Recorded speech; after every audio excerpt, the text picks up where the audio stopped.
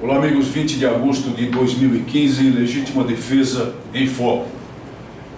Senhoras e senhores, aconteceu na segunda-feira passada aquele evento que criticamos fortemente aqui, que supostamente seria uma audiência pública e foi apresentado como um debate a partir de um requerimento do deputado federal Ivan Valente, do PSOL, dentro da tramitação do projeto de lei 3.722 de 2002, o projeto Peninha. Dissemos aqui e nominamos as pessoas convidadas que aquilo nunca poderia ser considerado uma audiência pública, porque era um jogo de cartas marcadas, era a apresentação da tese de um lado só. E demonstramos isso lendo aqui os nomes das pessoas convidadas e comentando cada um deles. Muito bem, sabíamos perfeitamente que era essa situação, mas mesmo assim comparecemos como pedimos que as pessoas que comungam da nossa tese comparecessem também a essa audiência pública, muito embora nós corrêssemos o risco muito sério de ficar simplesmente sentados a ouvir aquela peroração que nós conhecemos muito bem, completamente sem fundamento, de 8, 9, sabe-se lá mais quantas pessoas, em uma mesa desarmamentista. Foi exatamente isso o que começou a acontecer quando as pessoas se apresentaram e não estavam lá todas aquelas mencionadas por nós, mas foram colocadas outras pessoas que têm exatamente a mesma posição desarmamentista. Por exemplo, o deputado estadual Carlos Gianazzi, do PSOL, mesmo partido do deputado Ivan Valente. Por exemplo, um membro do Ministério Público aqui do Estado de São Paulo, cuja posição nós não conhecíamos, mas depois verificamos que foi convidado exatamente por ter uma posição desarmamentista que, segundo ele explicou, é a mesma posição, lamentavelmente, do Procurador-Geral de Justiça do Estado de São Paulo, e ele lá representava o Procurador-Geral. E aí também chegou lá o ex-senador Suplicy, cuja posição nós sabemos muito bem qual é, e hoje é secretário de Direitos Humanos da Prefeitura do município, da capital paulista. Muito bem. Ocorre que o deputado Ivan Valente, até certo ponto surpreendentemente, ao perceber a minha presença no plenário, acabou convidando-me para compor a mesa e explicando que seria bom porque haveria um contraponto. É claro, se é um debate, se é uma audiência pública, deve haver contraponto. Então, a partir do convite dele, que aceitei evidentemente, estabeleceu-se um debate. Mas era um debate de 7 posições claramente, previamente sabidas, desarmamentistas, contra uma posição representada no nosso movimento pela minha pessoa naquela mesa de improviso. Assim seguiu o evento, com a plateia majoritariamente na base de 3-1 aproximadamente, pelo meu cálculo, desarmamentista. Por quê? Porque é composta majoritariamente de representantes de determinados momentos com os quais o PSOL tem contatos estreitos aqui em São Paulo.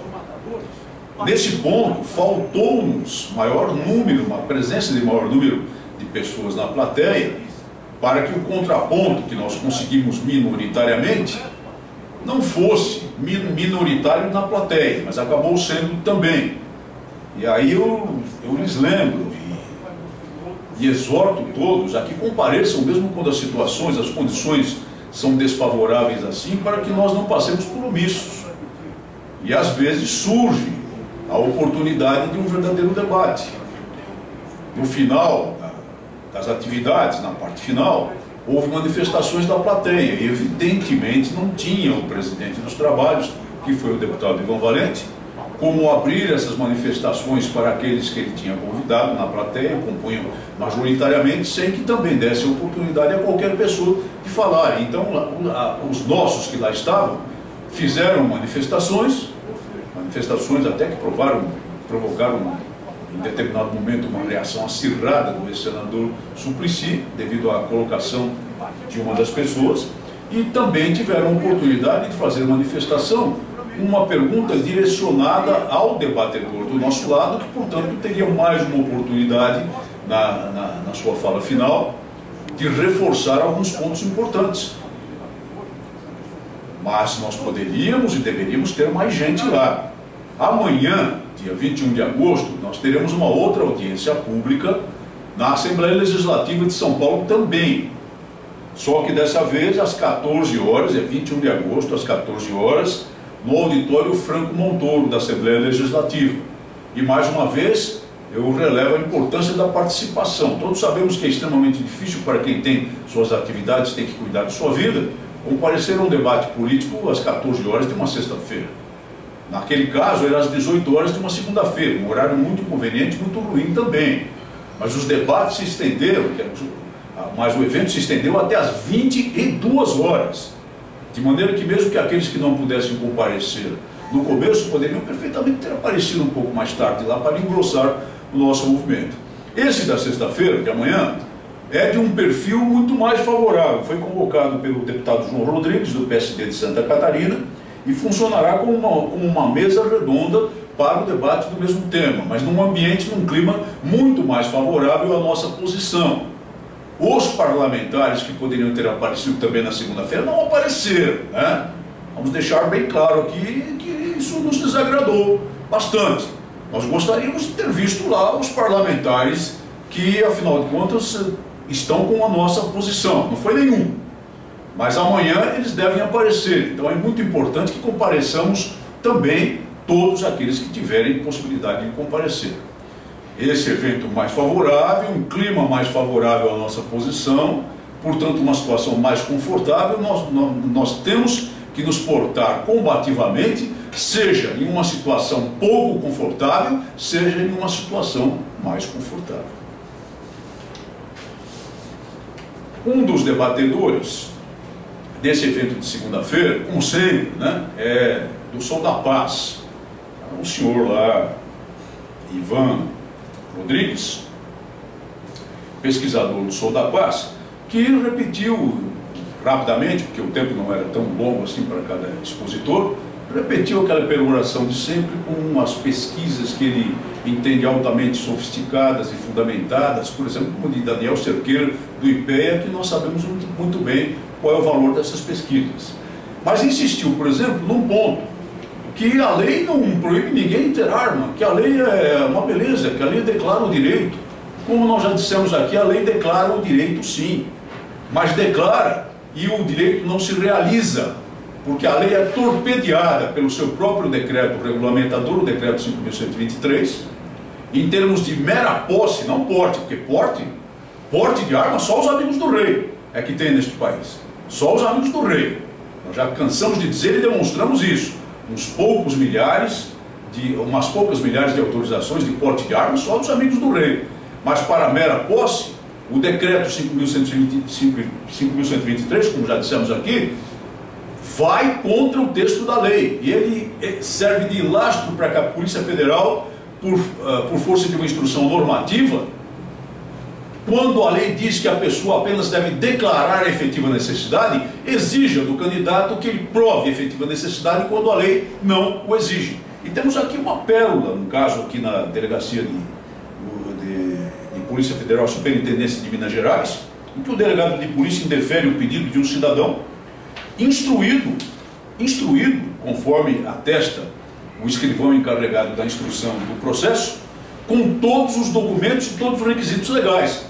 Documento do escrivão, o senhor Galbido de Oliveira Silva, muito claro aqui, mostrando que o candidato atende aos requisitos legais, não tem nada contra a pretensão dele. Mas vem uma decisão do delegado de polícia, o doutor William de Paula Roteia, que no começo diz que o pedido se baseia no artigo 4º da lei, uma lei federal, e mesmo no artigo 12 do decreto regulamentador, que supostamente dá lastro, regulamenta as disposições do artigo 4º da lei 10.826, o famigerado Estatuto do Desarmamento. E depois, discorrendo sobre o assunto, passa pelo texto com toda clareza, dizendo, já sinalizando que indeferirá o pedido, porque não vê real necessidade, não vê efetiva necessidade, porque a pessoa não prova efetiva necessidade, mas ela não tem de provar efetiva necessidade, ela tem que declarar. E se baseia, sabe em quê? Em vários programas de cunho desarmamentista veiculados aqui no Brasil, e no guia prático com 100 perguntas e respostas, sabe de quem? De Antônio Rangel Bandeira, do Viva Rio, que nós conhecemos muito bem, e de Josefine Bourgeois. Ou seja, ele pinça na literatura tudo o que existe de desarmamentista, sem considerar sequer debater na decisão dele as outras posições, e por fim indefere o pedido de um cidadão que tem todos os qualificativos para ter uma arma em casa, porque era um caso de posse e não de porte, dizendo, entre outras coisas, que ninguém garante que o cidadão não vai violar a lei e levar a arma para a via pública. Como? Como? Pondo em dúvida a lisura do comportamento do cidadão que se habilita, nos termos da lei, francamente, a ter uma arma em sua residência para a defesa do lar, defesa da família. E ao final de tudo ainda indefere o pedido com base na instrução normativa número 23/2005 da Polícia Federal, do Departamento da Polícia Federal, alterada pela instrução normativa 46 de 2011, sem sequer levar em consideração a lei, ou seja, sobrepondo as instruções normativas ao texto da lei federal vigente, que supostamente declara o direito. Então esse é o tipo de direito que diz o senhor Alexandre Rodrigues, lá do Sou da Paz, que o cidadão brasileiro tem. A lei declara o direito e a autoridade administrativa atropela a lei e nega o direito. É isso que vivemos. É isso que vivemos. E é por essa razão que as pessoas devem sim lutar pela aprovação de uma lei que modifique amplamente, profundamente o draconiano Estatuto do Desarmamento. O debate, a discussão do projeto Peninha permite que se chegue a esse objetivo democrático de salvaguarda de um direito que é constitucional, aparentemente assegurado pela lei, mas é violado pelo procedimento administrativo ordenado do alto do atual poder opressor que nós temos aqui no país. Então vamos à audiência pública de sexta-feira e vamos continuar a lutar pela aprovação, em melhores termos até, do projeto de lei 3.722.